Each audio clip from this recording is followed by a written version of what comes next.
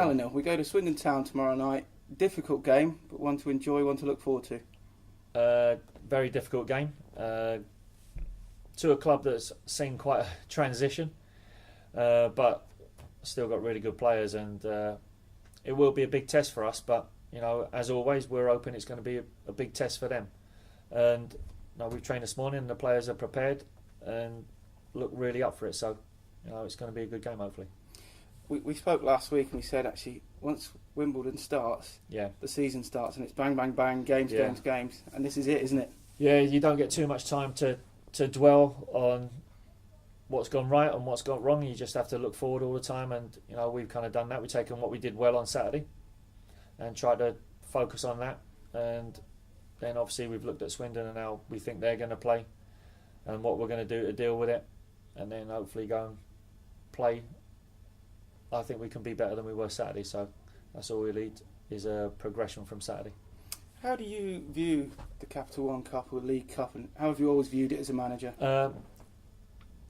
Always, it's pretty much the same, that you're always trying to pull a big team, and kind of I'm going to say it's been devalued because quite a lot of the teams don't play their best teams, but it's still a competition where primarily, for a small club you can make money. If you pull one of them big clubs, you can make money, and that's the aim really. No one expected Bradford to go all the way to the final, but what it has done is give everybody a touch of hope and belief that maybe if they can do it, we can do it.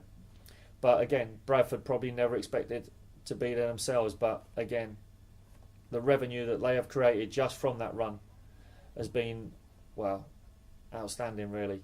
And for a small club, that's what we're always chasing with cup competitions.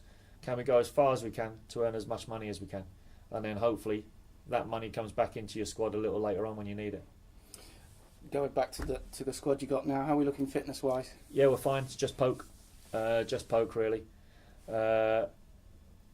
Probably 10 days. He trained last week, and we thought great, he'll have a week of training, then he'd be okay to go on the bench. But Tuesday just felt it again, so as a precaution we've kind of not shut him down, but not doing all the things that we wanted to do with him. So yeah, he's going to be probably another week, 10 days.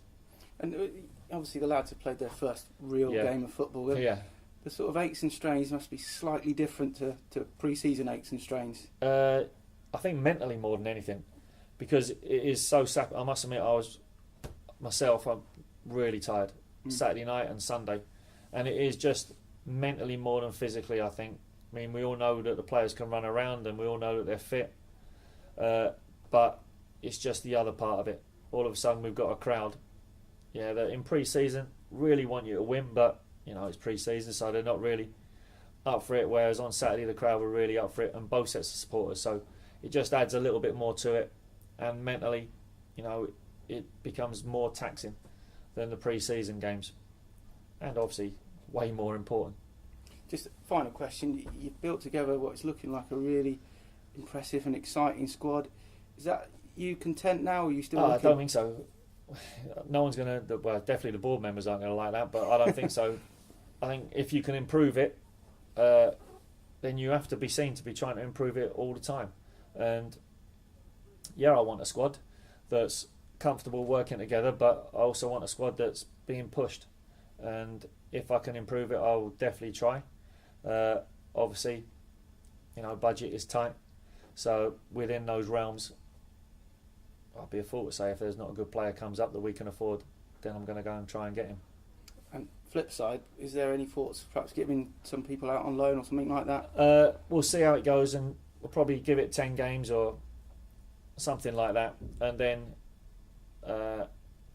make a decision on some people. Obviously, we've arranged a game for next week. We're going to play Cheltenham next week in a friendly, so there'll be game time for those, but you're always conscious that the players that aren't playing 90 minutes week in, week out are going to get frustrated, so we'll come to that problem when it arises, but I can't see it arising for another maybe 10 games.